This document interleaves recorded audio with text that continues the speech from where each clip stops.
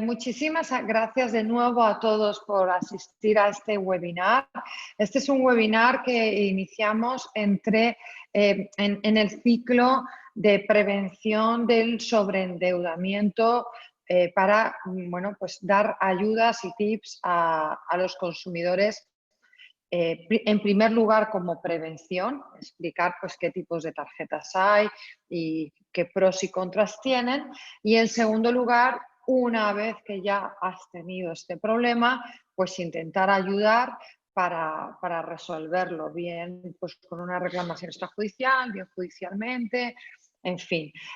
Todo este tipo de cosas las trataremos hoy. Este webinar está subvencionado por el Ayuntamiento de Madrid, pertenece a este programa de sobreendeudamiento y para ello contamos hoy con dos personas, dos abogados, juristas, que conocen perfectamente de qué estamos hablando y que nos podrán explicar con más detalle cuáles son las claves que tenemos que tener como consumidores para evitar caer en una espiral de sobreendeudamiento y también, en el caso, como digo, de que ya hayamos caído, cómo podemos resolverlo.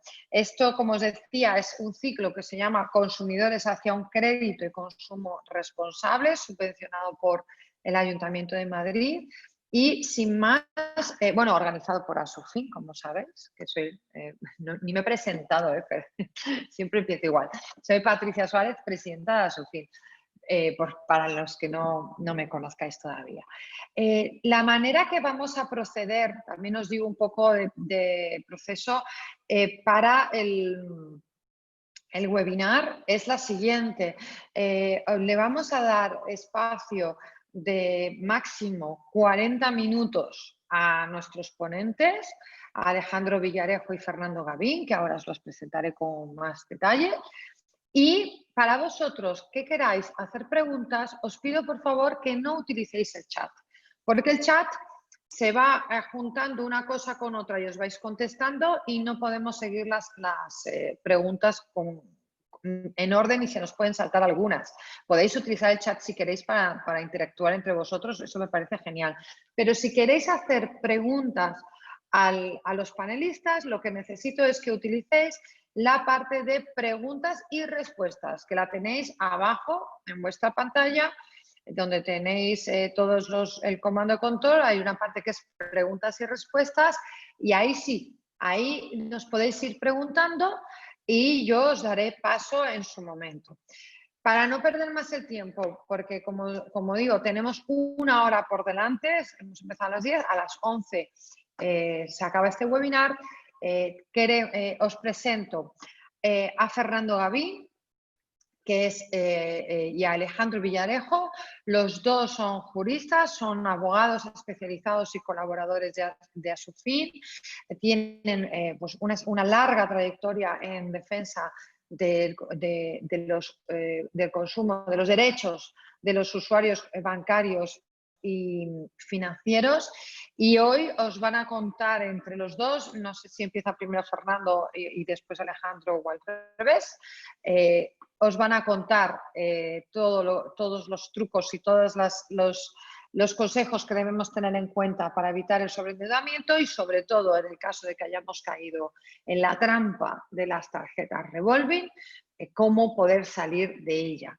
Yo, sin más, me callo, me muteo y también me apago para que no nos distraigamos, y os dejo con Alejandro y con Fernando Gavín. Muchísimas gracias a todos por estar aquí hoy y sobre todo muchísimas gracias a nuestros ponentes, que ya veréis que son, como siempre, de mucho nivel. Muchísimas gracias.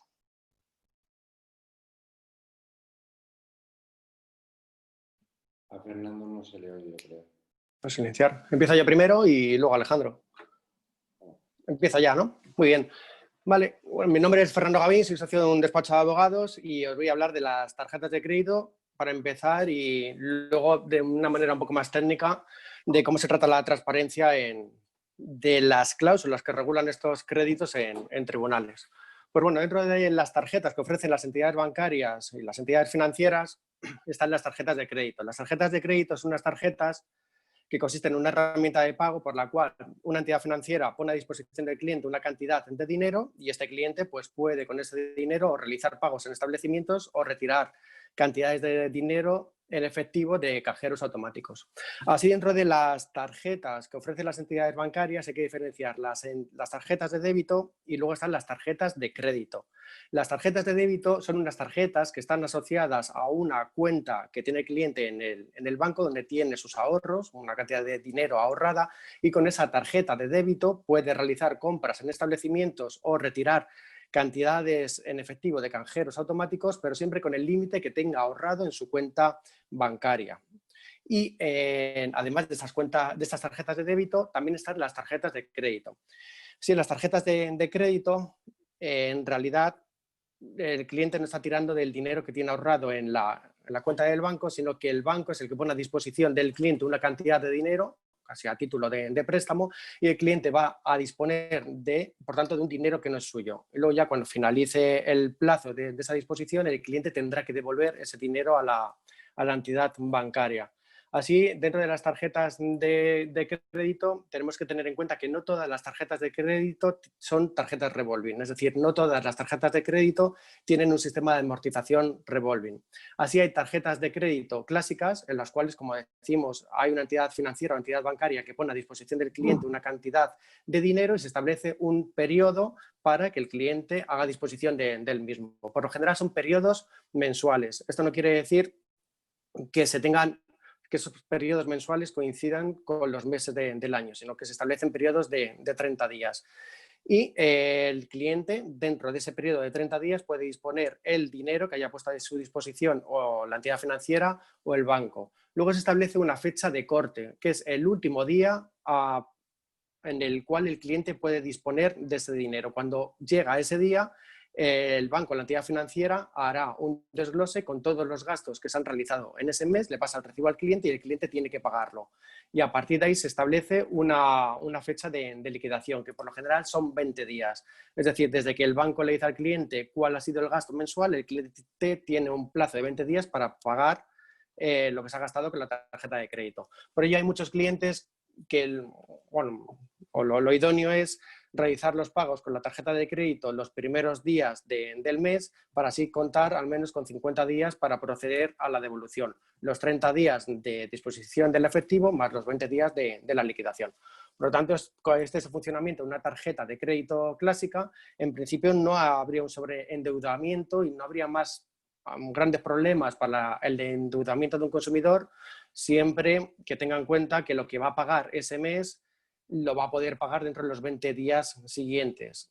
Porque además, si se paga dentro del periodo de liquidación, no habría comisiones ni intereses de demora, ni intereses intereses de demora y tampoco se generarían intereses siempre que se pague todo dentro de los 20 días de la liquidación. Por ello consideramos que siempre que se haga un uso prudente de una tarjeta de crédito, no habría un sobreendeudamiento y no tendría que llevar ningún coste adicional al cliente. Luego hay otra serie de tarjetas de crédito en las cuales se permite aplazar el gasto que se ha realizado. Es decir, como decíamos anteriormente, hay veces en los cuales en el periodo de liquidación hay que pagar todo lo que se ha gastado en ese mes y luego hay tarjetas de crédito que te permiten fraccionar en determinados recibos el gasto que se ha realizado en ese mes. En estos casos es posible que ya se empiecen a correr intereses, solamente que a veces en los que se permiten realizar un fraccionamiento sin intereses y bueno, podría haber un sobreendeudamiento debido a los intereses que se tienen que pagar, pero hasta el momento no nos encontraríamos con una tarjeta de crédito revolving. Y luego ya hay una tercera clase de tarjetas de crédito que ya son las revolving, que se caracterizan porque el efecto principal es que siempre se va a aplazar el pago, lo que se gaste en un mes se va a pagar en diferido, en un periodo posterior, y en estos créditos revolving el peligro que tienen es que se pacta con la entidad financiera o la entidad bancaria que cuando finalice el periodo en el cual se ha dispuesto esa cantidad de dinero, no hay que pagar la cantidad gastada y tampoco se va a producir un fraccionamiento, sino que se pacta con la entidad financiera pagar simplemente una cuota, que suelen ser cuotas muy bajitas y muy asequibles. Y en otros casos lo que se pacta con la entidad financiera o la entidad bancaria es pagar únicamente un porcentaje muy pequeñito del dinero que se ha dispuesto. Así que esto lo que conlleva es que el cliente se fije únicamente en que tiene que pagar una cuota muy, muy baja o un porcentaje, vamos a resumir siempre todo en cuota, pero es o una cuota o un porcentaje muy poquito del dinero que ha dispuesto y no se da cuenta que al pagar únicamente esa pequeña cantidad de dinero no le da para ir amortizando el préstamo. Así que el cliente se fija en que tiene un dinero rápido, se otorga de una manera muy sencilla, casi sin papeleo. No se realizan controles de solvencia, no se mira cuáles son las nóminas del cliente. Generalmente este tipo de créditos se suelen dar en gasolineras, aeropuertos, establecimientos comerciales, en centros comerciales, y no sin mirar la solvencia del cliente, y por ello obtiene un dinero rápido, con pagar una cuota muy pequeñita, pero sin darse cuenta que al pagar una cuota muy pequeñita nunca va a amortizar el préstamo. Este préstamo acaba eternizándose y por lo tanto se incrementan los intereses. Así que en resumen, en estos casos se suelen dar créditos casi siempre de unos 3.000 euros. Solamente que hemos visto también tarjetas de crédito revolving que llegan hasta los 30.000 euros, en los cuales los intereses están en torno a entre el 25 y el 28%. Es decir, hay que devolver entre el 25 y el 28%, incluso a veces más, del dinero que se ha dispuesto. Y pagando únicamente una cuota muy, muy pequeña. Ello conlleva finalmente a que al haber dispuesto una cantidad de dinero con unos intereses muy elevados y pagar una cuota muy pequeña, al final este préstamo se eterniza y el cliente acaba pagando muchos más intereses, o sea, una cantidad de intereses que supera el dinero que le han prestado. Y además, estas tarjetas de crédito permiten realizar sucesivas disposiciones e incluso si se llega a amortizar parte del préstamo, permite volver a disponer de ese dinero. Y ello conlleva a que los clientes llega un momento en el que no saben ni cuántos contratos, o sea, cuántos préstamos tienen, no saben el dinero que han dispuesto, no saben cuánto dinero están pagando por cada préstamo, ni qué parte de la cuota que están pagando va destinada a amortizar el préstamo, ni cuál va destinada al pago de los intereses, y también pierden el control del plazo del contrato, porque no saben cuánto tiempo van a necesitar para amortizar el préstamo. Así, por poner un ejemplo, hemos visto préstamos, por ejemplo, de 1.000 euros, en los cuales se ha puesto una cuota de 25 euros, que esto si lo multiplicamos por 12 mensualidades, que tiene un año, daría una cuota de 300 euros al año, y en realizando las cuentas hemos visto que con esa cuota, esos intereses y ese dinero que se ha dispuesto, el primer año únicamente se amortizan 75 euros, el segundo año 95, el tercero 120 y van así sucesivamente hasta un punto en el que el cliente necesita 7 años para amortizar 1.000 euros y acaba pagando una cantidad en intereses, una cantidad superior a los 1.000 euros, más o menos unos 1.030 euros en intereses. Es decir, la conclusión es que son préstamos en los cuales se produce un sobreendeudamiento porque el cliente va pagando más intereses, una cantidad de intereses superior al préstamo que se le ha entregado. Este es, resumiendo, pues las causas de sobreendeudamiento que puede tener este tipo de tarjetas. Aquí, si hay algún cliente que se haya visto, haya contratado ya este tipo de tarjetas y se ve una situación angustiosa, pues puede acudir a tribunales e interponer una demanda.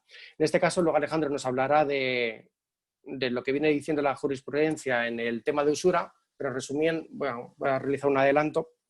Y en este caso, debido a las demandas que se fueron poniendo en los tribunales, finalmente una llegó al Tribunal Supremo en el año 2015 y lo que dijo en ese momento el Tribunal Supremo es que declaraba la nulidad del contrato por usurario, porque en ese caso se habían establecido unos intereses de demora del 24%. Y en ese caso el Tribunal Supremo rescató la ley Azcárate, es una ley de hace ya 2 siglos, en la cual se establece que si una entidad financiera o un profesional o el prestamista presta una cantidad de dinero y establece unos intereses de demora que se alejan a los que están establecidos en el mercado, se le puede declarar ese préstamo como usurario. Y en ese caso el Tribunal Supremo pues, acudió a unas tablas que están publicadas en el Banco de España y consultó cuáles eran los intereses que se estaban estableciendo en los créditos a consumo, que en general suelen estar entre el 8 y el 9%. Los créditos a consumo, por ejemplo, son cuando vas a comprar un vehículo,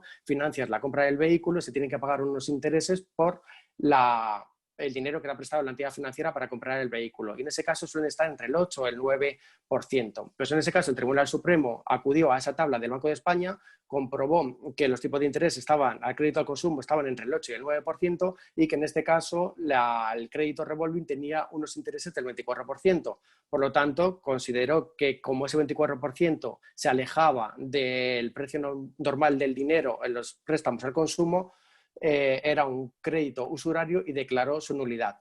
A partir de aquí, las entidades financieras realizaron una actividad de lobby, hablaron con el Banco de España y le pidieron que en esas estadísticas que publicaba el Banco de España separara por una parte los créditos al consumo de los créditos revolving, porque las entidades financieras le dijeron al Banco de España que no es lo mismo prestar un dinero, por ejemplo, a una persona para que se compre un vehículo, sabiendo a qué va a destinar el dinero, realizando en ese momento un control o un examen de solvencia del cliente para ver qué riesgos está corriendo la entidad financiera con ese préstamo. Y habría que diferenciar ese tipo de préstamos de los créditos revolving, en los cuales un cliente puede realizar sucesivas disposiciones sin que la entidad financiera le venga realizando controles de solvencia o sepa dónde está destinando ese dinero. Así que finalmente el Banco de España pues, estableció en una tabla cuál era la media de los intereses a los créditos del consumo y luego estableció en otra tabla cuál era la media de los intereses en los créditos revolving. Pues en este contexto, finalmente se dictó una nueva sentencia en el año 2020, la 149 de 2020 del Tribunal Supremo, y de acuerdo con la doctrina que había sentado, volvió a aplicar la ley Azcárate y en ese caso dijo el Supremo, pues vamos a tener en cuenta en este caso si el 27% que se ha aplicado en esta tarjeta revolving, en la cual se estaba juiciando en ese caso, se separaba de las tablas del Banco de España. Solamente que el Banco de España ya había creado una tabla específica para créditos revolving y en ese caso en la tabla que se estaba aplicando el Banco de España aproximadamente estaba... se habían establecido los intereses de los créditos revolving en el 25%. Y por lo tanto el Tribunal Supremo ya ha señalado en esta última sentencia que siempre que los intereses de las tarjetas revolving ronden el 25% no son usurarios, pero debido a que ya son tan altos esos intereses, en cuanto te alejes un poco de ese porcentaje, ya podrían ser usurarios.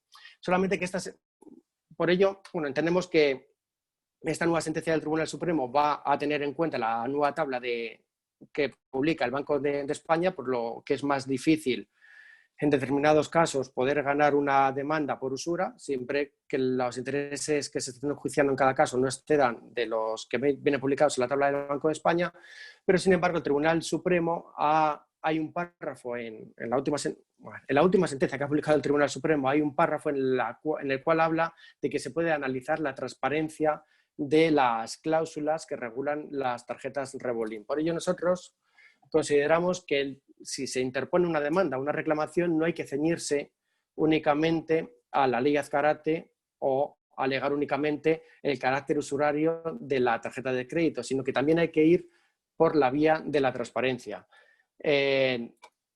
alegando que para que las cláusulas del contrato sean transparentes, pues no basta con que sean gramaticalmente comprensibles, sino que es necesario que se explique al cliente a través de algún tipo de simulación, que expliquen cuál es el plazo de amortización, cuánto va a tardar en pagar el préstamo, qué parte se va a destinar al pago de intereses y cuál al pago de capital, pues que a través de ese tipo de simulaciones se cumpla con esta transparencia. Es decir, lo que dice la jurisprudencia es que más allá de que sea gramaticalmente comprensible la cláusula, es necesario que se dé un plus de información para que el cliente conozca la carga económica jurídica del contrato. Y en este caso lo que hay que alegar es que este tipo de contratos, cuyas cláusulas ya están predispuestas, es decir, que no se negocian con el cliente, pues están vendiéndose en centros comerciales, aeropuertos, gasolineras, por personas que no están formadas y que no son capaces de explicar al cliente cuál es la verdadera carga económica y jurídica de los contratos que están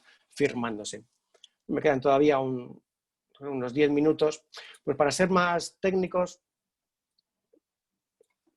cuando se pone una reclamación ante la entidad financiera o ante a un juzgado, hay que aplicar una serie de normas. En este caso, para defender si ha habido transparencia o no, o defender que no ha habido transparencia en determinadas cláusulas de una tarjeta de crédito, pues hay que acudir a la Ley de Consumidores y Usuarios. Y así, haciendo un resumen, la primera vez que se defendió a los consumidores en España fue en el año 1984, con la Ley 26/1984, que era la Ley de Consumidores y Usuarios.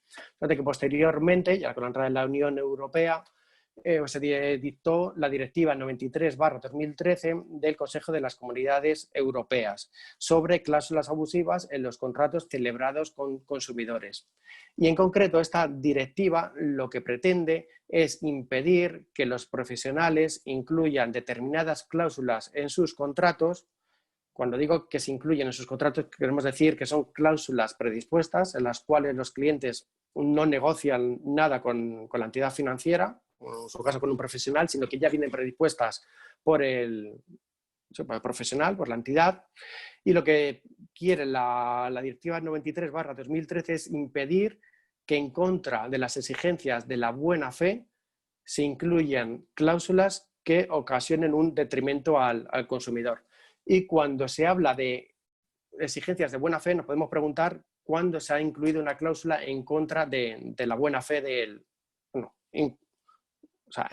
cuando un profesional ha incluido una cláusula con mala fe. En este caso, lo que dice la directiva, o interpretando la Directiva 93/2013, es que hay mala fe cuando el juez entiende que si el profesional hubiera estimado o hubiera tratado de manera leal y equitativa al consumidor y le hubiera explicado razonablemente cómo funcionaba el contrato, el tribunal entendería que el consumidor nunca hubiera aceptado este tipo de cláusulas. Bueno, esta directiva se transpuso finalmente en la Ley 7/1988, que es la de cláusulas generales de la contratación, que a su vez dio una nueva redacción a algunos preceptos de la Ley de Consumidores y Usuarios, y finalmente lo que rige es un Real Decreto que se aprobó en el año 2007, que derogó la anterior Ley de Consumidores y Usuarios, y es la que de una manera unitaria está defendiendo al consumidor frente al profesional. Bueno, esto es de manera muy técnica. Ahora, a efectos prácticos. Lo que ocurre es que tenemos dos leyes. Está la Ley de Cláusulas Generales de la Contratación y la Ley de Consumidores y Usuarios. Bueno, vale, en primer lugar, lo que dice la Ley de Condiciones Generales de la Contratación es que cuando un profesional o una entidad financiera predisponga cláusulas en un contrato, estas tienen que ser legibles, no pueden ser ambiguas. Y además hay una circular, la 5/2012, que dice que en todo caso la letra de la cláusula debe superar al menos el tamaño de 1,5 milímetros. Esto lo decimos porque en muchos de los contratos se puede comprobar que el contrato que está firmando el cliente, ya sea en una gasolinera, en un supermercado o donde sea, no supera ese tamaño. Y muchas veces, aun superando ese tamaño, se trata de cláusulas que son ilegibles o ambiguas. En este caso, lo que dice la Ley de Condiciones Generales de la Contratación es que serán nulas todas aquellas cláusulas que se hayan redactado en un párrafo que no supere en el tamaño de letra el 1,5 milímetros. Y también lo que dice la Ley de Cláusulas Generales de la Contratación es que será nulo el contrato y todas las cláusulas del contrato siempre que sean ilegibles. Es decir, si tenemos un contrato firmado y no hay quien lo lea, se puede acudir a un juzgado, a un tribunal, para solicitarle que se declare la nulidad del contrato porque no hay quien lo lea. Eso porque lo dice la ley. A partir de aquí, la Ley de Consumidores y Usuarios dice que si se supera ese 1,5% de 1,5 milímetros de tamaño y en cualquier caso la letra es legible, lo que dice la Ley de Consumidores y Usuarios y también la Ley de Condiciones Generales de la Contratación es que en cualquier caso las cláusulas tienen que ser claras, tienen que ser sencillas y tienen que ser transparentes.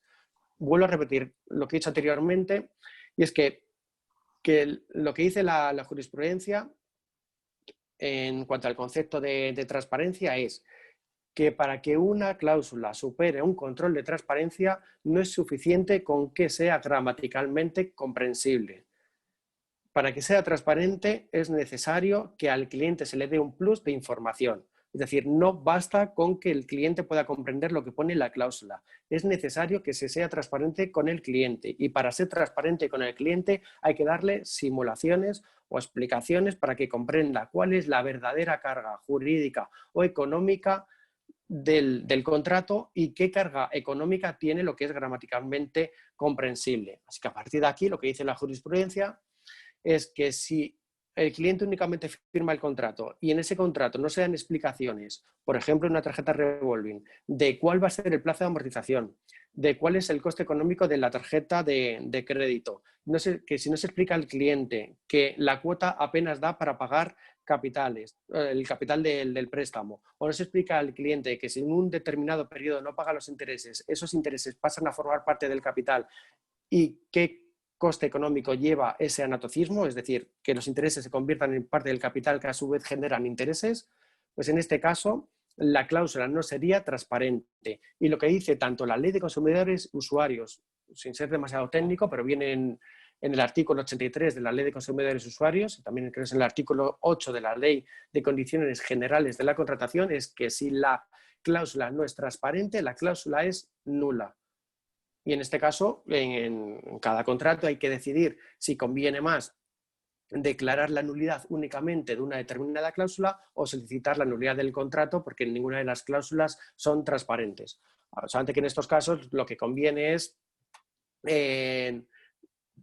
anular únicamente el sistema de amortización, anular en su caso los intereses que son abusivos y buscando siempre que al cliente se le devuelva toda aquella parte que hubiera pagado en la tarjeta de crédito que exceda del capital.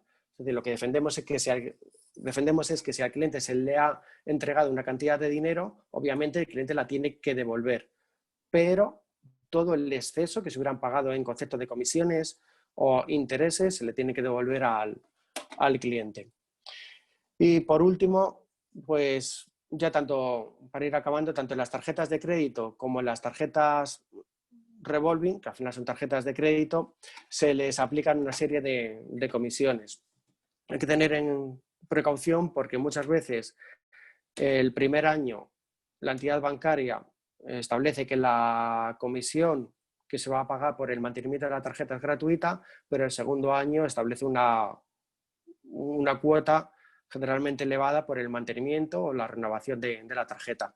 Y también hay que tener precaución porque muchas veces la retirada en efectivo de cajeros automáticos conlleva un interés superior al cual se establece para el pago en establecimientos. Por ello habría que tener en cuenta esa serie de comisiones porque al final están encareciendo el préstamo. Vale, yo creo que he excedido ya los 20 minutos y le voy a dejar ya paso a Alejandro. Vale, gracias Fernando. No sé si se me oye, creo que sí, porque veo el cuadradito amarillo, o sea que yo entiendo que sí que se me oye. Bueno, lo primero soy Alejandro Villarejo, soy compañero con Fernando Gavín. Y nada, bueno, mi compañera ha dado unas explicaciones excelentes, pero bueno, simplemente también por puntuar un poco unos aspectos más técnicos o más del uso ordinario de lo que a día de hoy están entendiendo los tribunales como usura en este tipo de tarjetas. Hilando con lo que ha dicho Fernando en penúltimo lugar acerca de cuál es la consecuencia directa de que este tipo de tarjeta o este tipo de créditos se consideren usurarios, es importante destacar que hay una disparidad de criterios. Actualmente la jurisprudencia menor, tanto el juzgado de primera instancia como de audiencias provinciales, está siguiendo los tipos de criterios. Nos encontramos ante dos situaciones. Situación 1, en el que el contrato, como dice Fernando, íntegramente es imposible de leer. Simplemente es imposible de coger una lupa y poder leer las condiciones que está firmando. Son un pliego de condiciones generales que vienen únicamente en un folio y que realmente tienes que prestar mucha atención y dedicarte mucho tiempo para conseguir leerlo. Al no superar este 1,5 milímetros, que fue una disposición que se impuso a partir del año 2014, si se solicita la nulidad del contrato por no superar el control de incorporación, es decir, nadie es capaz de leer este contrato, salvo que utilice una lupa o lo mente en un PDF, la consecuencia directa es la nulidad de todo el contrato, que es, a fin de cuentas, realmente lo que conseguiríamos con la declaración de usura de ese mismo contrato. ¿Por qué digo esto? Porque el artículo 1 de la ley de usura, la ley de Acarate de 1908, es decir, hace 2 siglos, dice en su artículo 1, tampoco tiene muchos más, creo que son 11 o 12 artículos. Esta ley dice que será nulo todo contrato que recoja un tipo de interés notablemente superior al dinero y desproporcionado y manifiestamente desproporcionado con las circunstancias de la contratación. Esto son términos muy generales y que gracias a la jurisprudencia mayor y menor durante todo este tiempo se ha conseguido matizar. El primero de los puntos es que declara nulo todo contrato que recoja un tipo de interés notablemente superior al normal del dinero. Es decir, aquí los juristas y las personas de pie nos encontramos ante la duda de qué se entiende por notablemente superior al legal del dinero y que es una circunstancia manifiestamente desproporcionada. Bueno, como ha explicado bien Fernando, hasta el año 2017 el Banco de España no recogía la diferenciación entre un crédito al consumo y un crédito revolving. A partir del año 2017, con el lobby de las entidades financieras, Banco de España finalmente publicó por primera vez en su sistema interno de portal bancario el tipo de interés que se aplicaba a ese tipo de tarjetas. Ahora bien, interés notablemente superior al normal del dinero, lo que ha venido a decir la jurisprudencia menor es que no se tiene que acudir únicamente a lo que es el tipo de el porcentaje que se recoge en esta tabla, sino que tiene que ser un porcentaje normal o habitual en este tipo de contratos. Es decir, si por ejemplo nos encontramos ante una entidad A, donde normalmente él aplica un 26%, y luego tenemos una entidad B que aplica normalmente para este tipo de préstamos un 25%. Realmente su política de comercialización, eso es lo normal, pero no porque ellos apliquen ese tipo de tarifación o de porcentaje sigue siendo normal. Lo que habría de decir el Tribunal Supremo es que este tipo de créditos no pueden subir el tipo de interés, el tipo del TAE, como ellos quieran, alegando un sobreendeudamiento o una facilidad de endeudamiento de sus clientes. Es decir, lo que viene a decir el Tribunal Supremo es que si al cliente no se le examina su capacidad económica, se le pregunta qué quieres hacer con ese dinero, para qué quieres utilizar ese dinero, cómo piensas devolver ese dinero, si no se hace esa reflexión interna dentro de la entidad financiera, no puede repercutir esa carga económica a tus clientes. Es decir, no por tener miedo a que tu cliente no vaya a devolver ese dinero, no puedes aumentar al resto de los clientes ese porcentaje. Este último matiz es el manifiestamente desproporcionado con las circunstancias de la contratación. ¿Con eso qué queremos decir? Que los jueces a día de hoy lo que están examinando es uno por uno todos los casos. Sí que es verdad que a partir de la sentencia de 4 de marzo del año 2020, la última del Tribunal Supremo, todo lo que esté por encima del 20% ya en principio, digo en principio porque hay que examinar caso por caso, se considera usura. Ahora bien, ¿con esto qué quiero decir? Ahora las entidades financieras, las más importantes, no voy a decir el nombre por si acaso, pero las más importantes lo que están ofreciendo a sus clientes es reducir de un 26, un 25, un 27% tal que se recogen sus contratos, reducírselo al 19,99 o al 20%. Es decir, las entidades financieras lo que se están asegurando ahora es que no se les demande. ¿Por qué? Porque el Tribunal Supremo ha dicho que por encima del 20% o hasta el 20% no se considera usura. Esto no es del todo así, hay disparidad de criterios entre los juristas. ¿Por qué? Porque si nos acogemos a la sentencia del Tribunal Supremo de 2015 y a la propia literalidad de la norma, es decir, de la ley de usura, hay que tener en consideración las circunstancias de la contratación. Es decir, no por tener un 20% deja de ser usurario. Si tú no has tenido en consideración el nivel de contratación o el nivel de endeudamiento de esa persona para hacer frente a ese gasto, también puedes ir directamente a decir que este crédito es usurario. Sí que es verdad que es más difícil de conseguir en el sentido de que el Tribunal Supremo, con esta última sentencia, lo deja muy limitado a una cuantía, que es un 20%, pero existen sentencias de jurisprudencia de tribunales menores, como son audiencias provinciales y juzgados de primera instancia, que sí tienen en consideración que, aunque no llegues a ese 20%, sí se tiene que tener en cuenta las circunstancias de la contratación. En cualquier caso, como ha comentado mi compañero Fernando Gavín, nosotros desde el despacho, y a su fin también lo hace así, realmente no hay que atacar únicamente la usura, sino que hay que ir a ese nivel de información de cómo se le facilita al cliente información suficiente para conocer la carga económica y jurídica del producto que está contratando. Es decir, el sistema revolving, lo que a efectos, y como dice Patricia Suárez en un artículo que escribió maravilloso, es una bola de nieve. Es decir, si tú no haces frente al pago de tus cuotas como realmente tú tienes pensado hacer, es decir, pagando esas cuotas de 25 euros o ese porcentaje, realmente lo que estás convirtiendo en una deuda de 1.000, la estás convirtiendo en 3.000. Y eso es un efecto bola de nieve. El cliente nunca llega a hacer frente al capital dispuesto, porque los intereses y las comisiones y la aplicación del anatocismo implica que el cliente va a tardar mucho tiempo en poder devolver ese dinero que le ha sido prestado. Y el sistema revolving realmente lo que tiene que explicarse, como ha dicho mi compañero Fernando Gavín, es facilitar al cliente mediante simulaciones, un cuadro de amortización, un ejemplo que entienda el ciudadano de a pie realmente cómo va a afectar eso a tu economía. Es que hay mucha gente que se encuentra, que utiliza una tarjeta para ir a la gasolinera. Además, es una tarjeta que te venden en la gasolinera y te dicen, si vas con esa tarjeta de la gasolinera, te va a aplicar un 5, un 6, un 1% de descuento en tu carburante y además te va a permitir fraccionar los pagos. Eso está bien si al cliente le explicas, oye, si vas a fraccionar los pagos, en vez de pagar 100, al final de mes vas a pagar 120. Si eso no se le explica al cliente con suficiente claridad, el cliente está incurriendo en un sobreendeudamiento del que le va a ser muy difícil salir. Por otro lado, nos estamos encontrando desde su fin y del despacho, que bueno, ya lo he comentado antes, que las entidades financieras están ofreciendo reducir el porcentaje. Por supuesto, los clientes son siempre los últimos que tienen la decisión de aceptar esa reducción o seguir peleando. En este caso, no es lo mismo rebajar del 27 al 20 que se te devuelvan todos los intereses que has abonado durante todo este tiempo al 20%. En este caso me estoy acordando de un caso concreto que tuvimos. La tarjeta era, si no recuerdo mal, del año 2006. Presentamos una demanda en el año 2018-2019, sería a principios del 19. Se solicitó a la entidad financiera un cuadro de amortización del préstamo, del crédito revolving, y el cliente a lo largo de todo este tiempo había tenido una deuda, había dispuesto de un capital de cerca de 50.000 euros.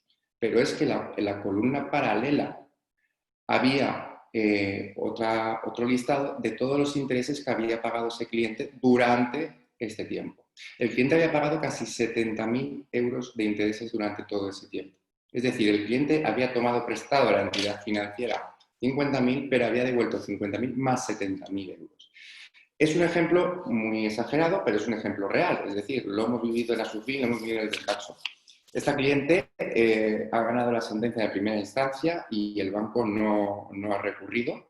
Y es un logro. ¿Por qué es un logro? Porque realmente este cliente, hasta que no tuvimos acceso a ese cuadro de amortización, no pudimos ver con claridad todo lo que había pagado en concepto de intereses. Si una persona acepta esa reducción que ofrecen las entidades financieras de bajar del 26, que se recoge la normalidad de los contratos, 26, 25, 24, y lo deja en el 20%, está perdiendo todo ese dinero que le corresponde por intereses. Mientras que si llegamos hasta el final y evitamos que la bola de sobreendeudamiento y de que las entidades financieras sigan haciendo contratos que no son nada transparentes y que pueden afectar a la economía de los clientes, esto estamos permitiendo que las entidades financieras sigan utilizando esos porcentajes para emitir sus créditos. Es decir, lo que tenemos que conseguir, dado su fin, son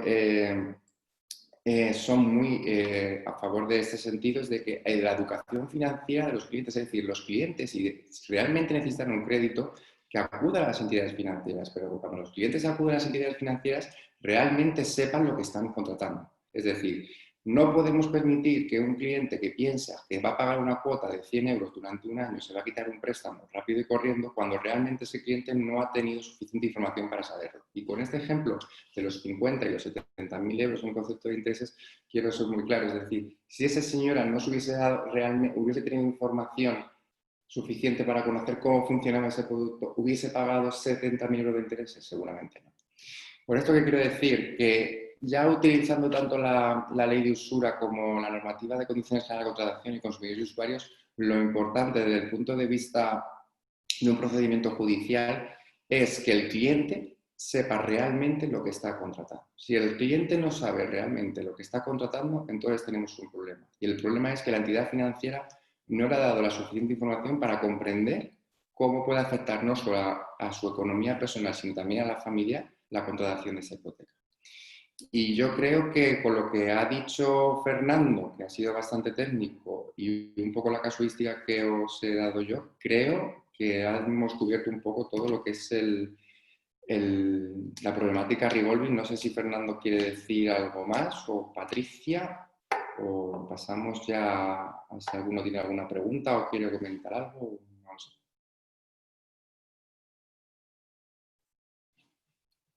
¿Fernando me oye? Sí, quita el silencio. No sé, yo en principio creo que ya está. Quedaría la figura del anatocismo.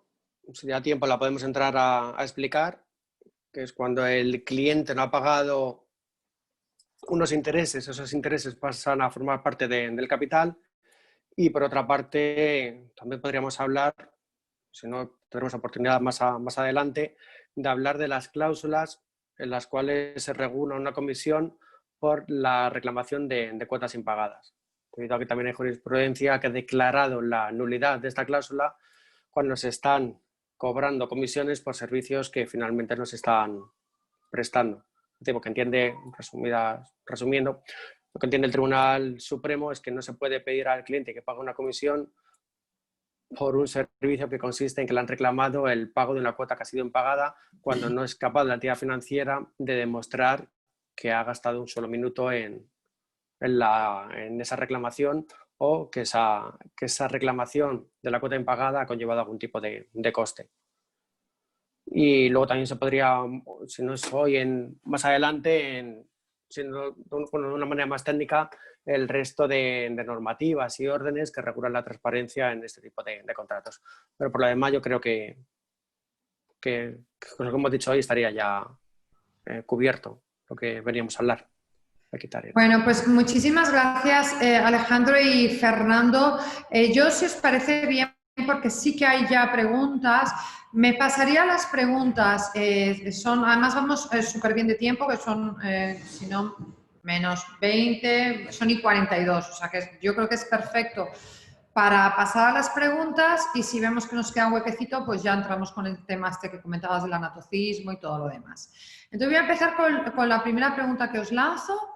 Y así también animo a todos los que nos estén oyendo, que tengo que decir que mil gracias, que sois más de 50 personas, que está un rato bien, que os animéis a preguntar si tenéis dudas. Cristina de Santiago nos dice: buenas, gracias por este webinar. En mi caso sí que tengo simulación en mi contrato y aparentemente se terminaba en 5 años, pero la realidad es que a día de hoy aún no lo he podido terminar de pagar.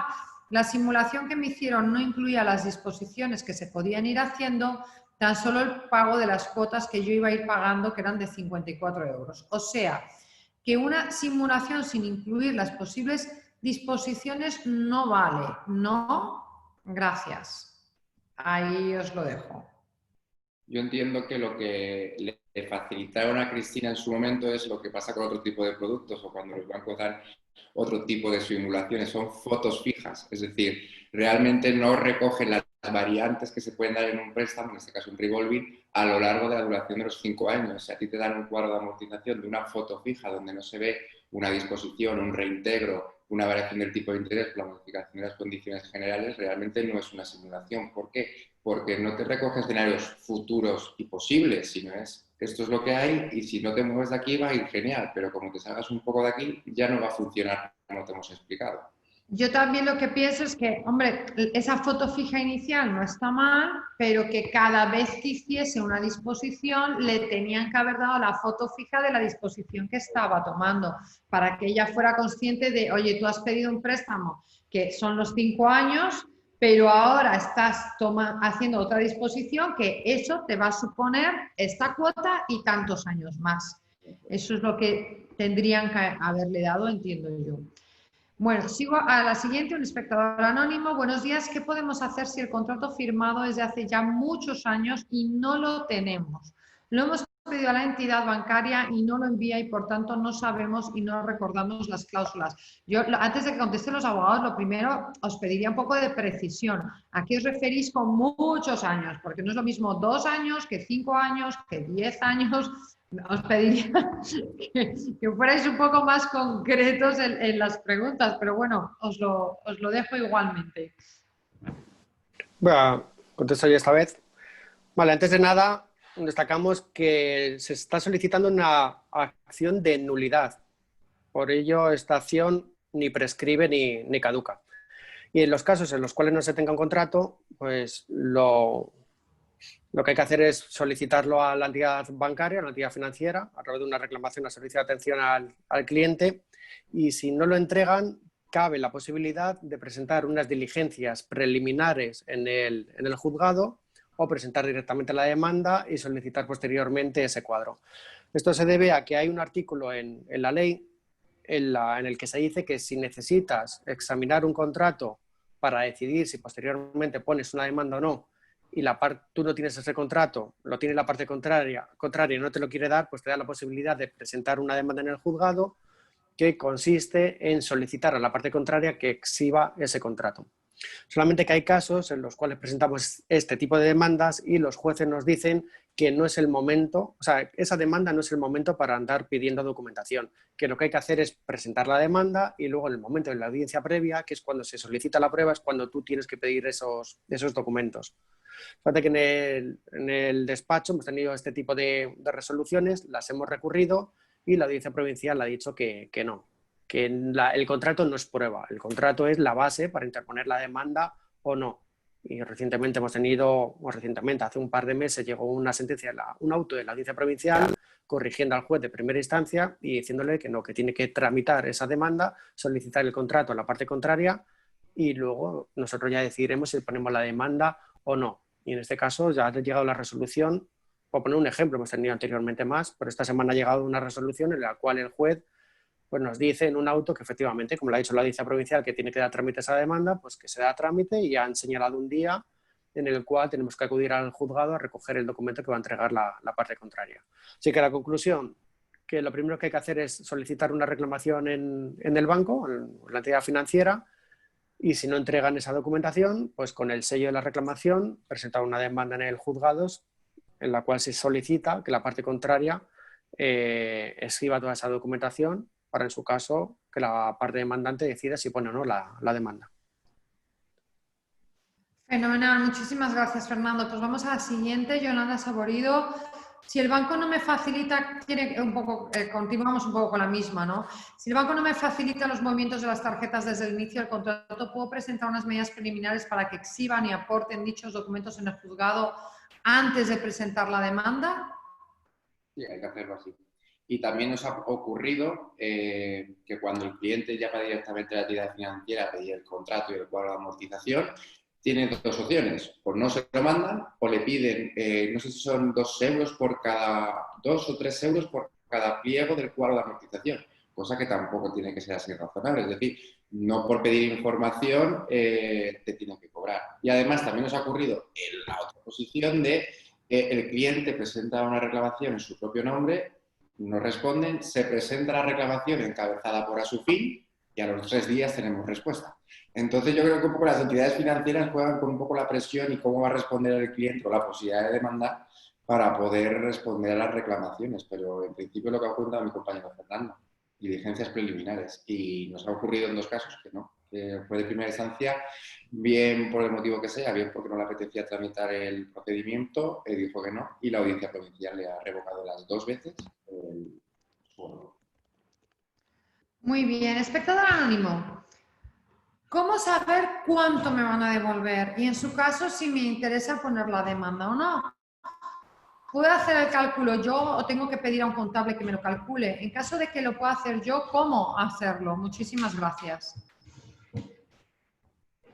Lo respondo yo. ¿Respondo yo? ¿Responde tú, Fer, o respondo yo? Bueno, responde tú y luego la aclaro yo un poco más. Nos encontramos cuando presentamos la reclamación previa a servicio de atención al cliente pidiendo el contrato y pidiendo el cuadro de amortización, siempre pedimos ambas cosas. Nos podemos encontrar en esas situaciones, o que te la entregue o que no te la entregue. En este caso, nosotros cuando no nos entregan el cuadro de amortización lo hacen premeditadamente. Es decir, no te lo quieren dar para que el cliente no pueda tener conocimiento de realmente qué es lo que le pueden llegar a devolver. Es más, cuando presentamos la reclamación a servicio de atención al cliente, esa entidad financiera llama directamente al cliente y le dice: hemos recibido tu reclamación y te ofrecemos 1.500, 2.000, 3.000, lo que sea. El cliente le pregunta: bueno, me ofreces 3.000, ¿pero qué dejo de ganar? Nunca hay respuesta. Al cliente nunca le dicen qué parte realmente le corresponde si reclama la totalidad. Entonces, en este sentido, lo que nosotros hacemos con este tipo de situaciones o este tipo de respuestas es: judicialmente presentamos la demanda aportando el contrato y en el otro sí de la demanda solicitamos un cuadro de amortización completo y actualizado. Como es un requerimiento judicial, una vez presentada la demanda, que tiene que dar trasladado al banco para que conteste, tienen que aportar ese cuadro de amortización. ¿Qué pasa? Que esto es una vez iniciado ya el procedimiento. Previamente, calcular un cuadro de amortización, o bien se conservan todos los recibos, que es muy raro que alguien conserve todos los recibos mensuales del préstamo, o es muy difícil saber qué cantidad puedes llegar a recuperar simplemente por el hecho de que no sabes cuál va a ser la cuota anterior que vas a utilizar para calcular la siguiente. Es decir, tú tienes la suposición de que vas a pagar 25 euros de cuota, 50 o 100, lo que sea, pero no sabes qué cantidad se ha aplicado a porcentaje de capital y a porcentaje de intereses. Resulta muy complicado hacerlo. Solamente se puede ver fielmente con un cuadro de amortización completo. Y eso es bien porque la entidad financiera lo da previamente a la demanda o bien porque la ha dado ya posteriormente a la interposición de la demanda. Pero calcularlo en casa de motu propio sin todos los recibos es muy difícil. Vale, luego añadiendo, me imagino que el consumidor tendrá que saber que si durante un año ha estado echando gasolina por valor de 100 euros y luego está pagando una cuota de 20 euros por la tarjeta revolving, pues efectivamente le estarán cobrando, está pagando una cantidad muy grande en intereses. Pero bueno, ahí está también la responsabilidad del consumidor, de saber cuánto te estás gastando todos los meses, por ejemplo, en gasolina, y cuando llega el mes, cuánto estás devolviendo, estás pagando. Que hay que tener en cuenta cuánto te gastas en gasolina con una tarjeta de crédito y cuando ha llegado el mes, cuánto has pagado por el recibo de la tarjeta de crédito. Es decir, si te has gastado 100 euros y luego llega a final de mes y únicamente pagas 20 euros por la tarjeta de crédito, pues efectivamente debes 70 euros al banco más los intereses. Si llevas un año haciendo lo mismo, pues efectivamente deberás una barbaridad en intereses.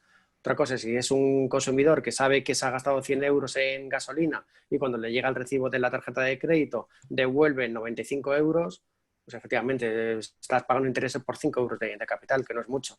Pero yo creo que más o menos cada consumidor, si es responsable y sabe dentro de lo malo lo que se está gastando todos los meses, sabe si está pagando, o sea, si le van a devolver una cantidad grande de intereses o no.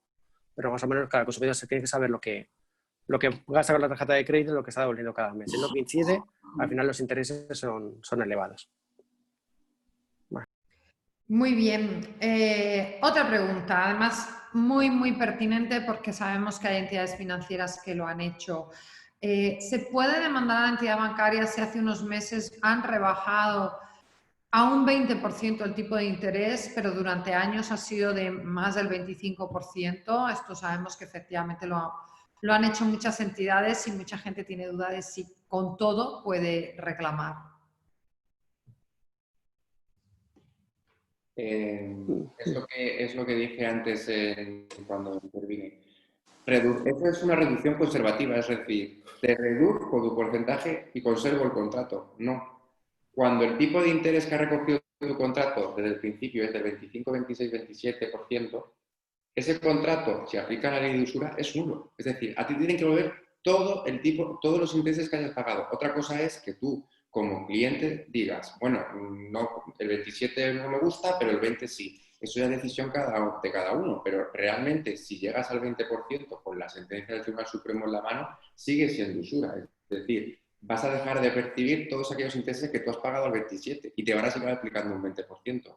Y un 20% TAE durante un año es mucho dinero. Entonces, ¿los bancos pueden reducir el tipo de interés? Pueden. Otra cosa es que el consumidor esté dispuesto a, en vez de pagar el 27, pagar el 20, que sigue siendo. Luego añadiendo, hay que ver si se firma un documento de renuncia de acciones legales. Esto ha ocurrido mucho con las cláusulas suelo. O sea, hay casos en los cuales la entidad financiera, siendo un poco civilinos, ofrecen al cliente rebajar los intereses, en aquellos casos rebajar la cláusula suelo, a cambio de que el cliente renuncie a emprender acciones legales contra la entidad financiera. Sí, esto ya está todo inventado. Y hace un tiempo, un juez que presentó una cuestión al Tribunal de Justicia de la Comunidad Europea, en la cual le consultaba si este tipo de renuncias también tenían que superar el control de transparencia. Y lo que ha dicho el TJUE es que serán válidas estas renuncias de acciones siempre que se cumpla nuevamente con los criterios de transparencia. Es decir, que le expliques al cliente a qué está renunciando. Es decir, si en estos casos te dicen que tienes unos tipos de interés del 27% y al banco ya no le interesan porque en un juzgado se lo van a declarar usurarios, le van a declarar la nulidad del contrato, pues le va a decir al cliente, oye, mira, que te los dejo si quieres en el 22 o en el 20%, que te viene muy bien y a partir de este año pues paga menos en intereses y a cambio renuncias a emprender acciones legales. Pues en este caso es necesario que se le dé una simulación al cliente para que sepa a qué está renunciando. Es decir, si por ejemplo tuviéramos el caso que ha explicado antes Alejandro, el cual el cliente está le tendría que devolver 60.000 euros en intereses, pues le tendría que hacer una simulación y decirle, oye, mira, que te vamos a bajar los tipos de interés del 27 al 20%. A partir de este año pagas el 20% en intereses y esto te va a suponer un ahorro de X. Pero ten en cuenta que si renuncias a emprender acciones legales, estás renunciando a que te devolvamos los 60.000 euros que te hayamos cobrados el resto de años. Entonces, la conclusión es que si hay una renuncia, bueno, lo principal sería evitar firmar ninguna renuncia expresa a emprender acciones legales. Y si ya se ha firmado, pues se puede defender la nulidad de esa cláusula si no se ha explicado al cliente cuáles son las consecuencias económicas de renunciar a emprender acciones legales a cambio de tener una rentabilidad, unos intereses más económicos a futuro. Vale. Muy bien. A ver, voy a intentar acumular algunas preguntas porque, por ejemplo, hay una que sobre el tema de la documentación que entiendo que ya se ha respondido, con lo cual esta me la salto. El tema me dice Javier Hermoso Choza. Buenos días, gracias por la exposición. En relación a la falta de transparencia, ¿hacéis alegaciones también en base a la exigencia de información precontractual que prevé la Ley de Contratos de Crédito Inmobiliario, que establece la anulabilidad de las cláusulas en caso de la falta de entrega de la misma? Yo, me vais a perdonar, pero yo creo que no se puede, que una cosa es la Ley de Crédito Inmobiliario, que son hipotecas y préstamos inmobiliarios, que esto, pero bueno, os lo dejo a vosotros. Fernando Levas. Lo tengo silenciado para que no suene. Sí, lo que ha dicho Patricia, también hay que tener, bueno, que no estamos solicitando sin ser pedante, pero un poco técnico, no hay que pedir la anulabilidad, hay que diferenciar entre pedir la anulación de un contrato de pedir la nulidad de una cláusula. Eso se debe a que la nulidad ni prescribe ni caduca y es por ir en contra de una norma imperativa, y luego está la anulabilidad, que lo que se solicita es anular un contrato porque ha habido un vicio de consentimiento, porque el contrato no tiene causa o no tiene objeto, que en esos casos hay un plazo de 4 años para exigirla. Por lo tanto, siendo un poco técnico, no se pide la anulabilidad del contrato, pedimos la nulidad de una cláusula. También hay que tener en cuenta que el Tribunal Supremo dice que no se puede pedir la anulabilidad parcial de un contrato.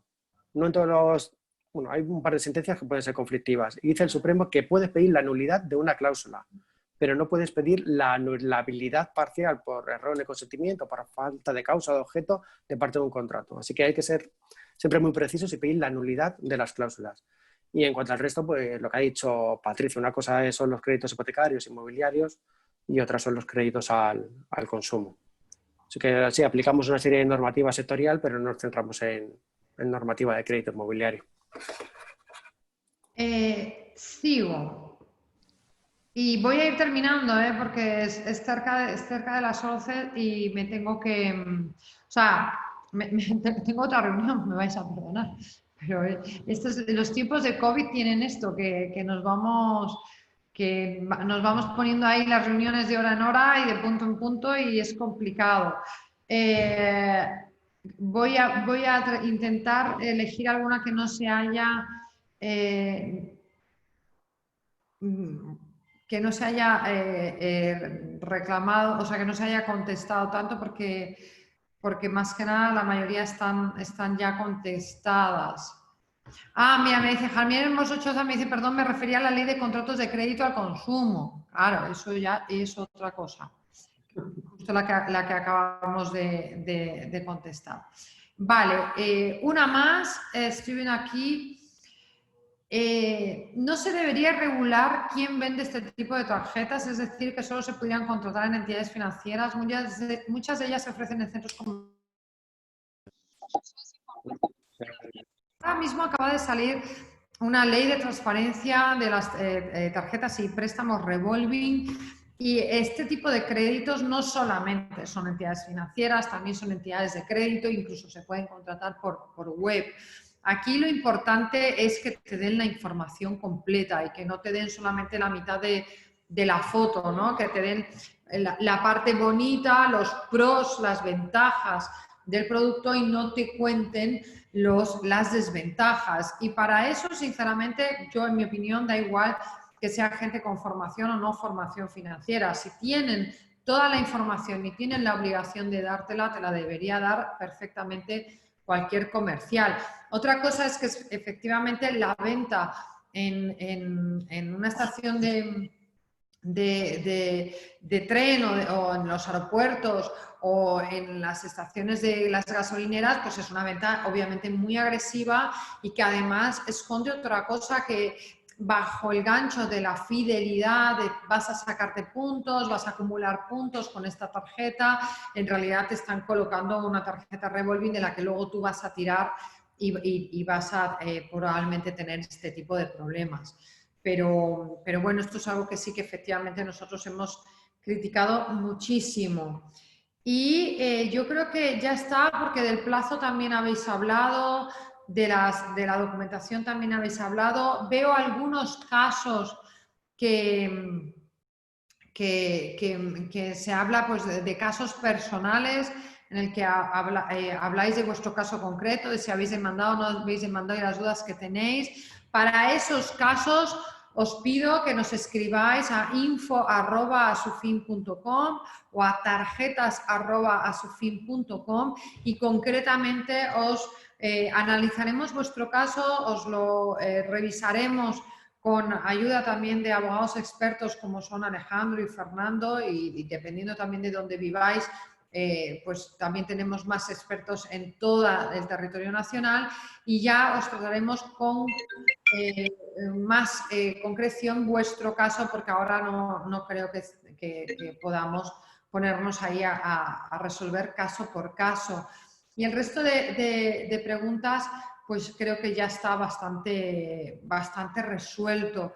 Así que os agradezco una vez más. Hay algunas preguntas que son de agradecimiento y de felicitaciones. Muchísimas gracias, me alegro muchísimo que os haya gustado. Os pido que tengáis en cuenta que os vamos a mandar un email que os agradecería muchísimo que respondierais con una encuesta en la que nos digáis, bueno, si el contenido os ha parecido adecuado, si el tiempo os ha parecido adecuado, si se han respuesto todas las preguntas, si yo me enrollo mucho o poco, que ya lo sé que me enrollo, y bueno, que seáis constructivos y que nos digáis en qué podemos mejorar para que estos webinars de esta nueva era, de esta nueva normalidad que desgraciadamente tiene la ventaja de que podemos llegar a más lejos y hasta vuestras casas o vuestros despachos probablemente, pero que no nos podemos ver las caras tan de cerca, pues para que estos webinars sean lo más útiles posibles. Os doy muchísimas las gracias de nuevo por estar ahí, a las más de 50 personas que os habéis inscrito y nos habéis seguido, y por supuesto muchísimas gracias a Fernando Gavín y a Alejandro Villarejo, como siempre, por vuestras exposiciones claras. Y bueno, que os habéis puesto además muy guapos de traje, estáis estupendos, chicos. Es que como no os veo, pues si no os lo digo por aquí, ¿cuándo os lo voy a decir? Muchísimas gracias de verdad a los dos, y hasta el próximo webinar, que será pronto. Os llegará un email con nuestros calendarios para que os apuntéis a los que más os interesan. Muchísimas gracias. Y Patricia, muchas gracias a todos.